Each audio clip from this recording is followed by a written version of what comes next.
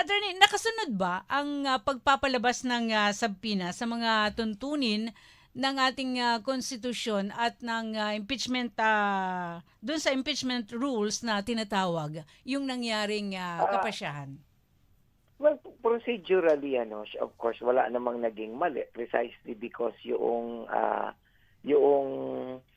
Senate President is allowed to actually decide on any motion that is filed before the impeachment court. Mhm. Mhm. So, syempre, ang issue dito, ang prosecution nag-ain ng motion para mag-send ng subpoena sa mga bank records, stock records, or what have you, ni Vice President Sara Duterte, and it just basically made a ruling. Mhm. And in fact, under the rules of the impeachment court, kung yung depensa, if they would want to file an appeal before the same impeachment court, they can actually do that. Mhm. Kaso ang problema, parang useless kasi ang ang mayorya ang may bilang, di ba? 13 sila eh. Aha. Ilan lang yung natira dito sa Minoria, parang 8 lang sila or siyam. So Mhm. definitely, hindi talaga sila mananalo.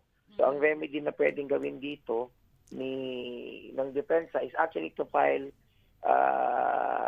i-forward ito sa Supreme Court. Mhm. Alam mo kasi, sabi ng Supreme Court dun sa kaso ni Sara Duterte sa kanyang impeachment, that was rendered by the Supreme Court last year, although impeachment is a political exercise, sabi ng Korte Suprema, nonetheless, the Supreme Court can step in where there are issues of grave abuse of discretion. So, ang sasabihin ng depensa, there was grave abuse of discretion because to begin with, there's no probable cause to open the records.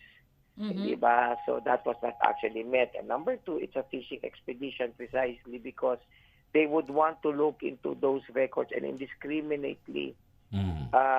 showcase everything, even if those findings may not have nothing to do with the ground that is being raised, which is unexplained wealth. So yun yung pwede nilang gawin.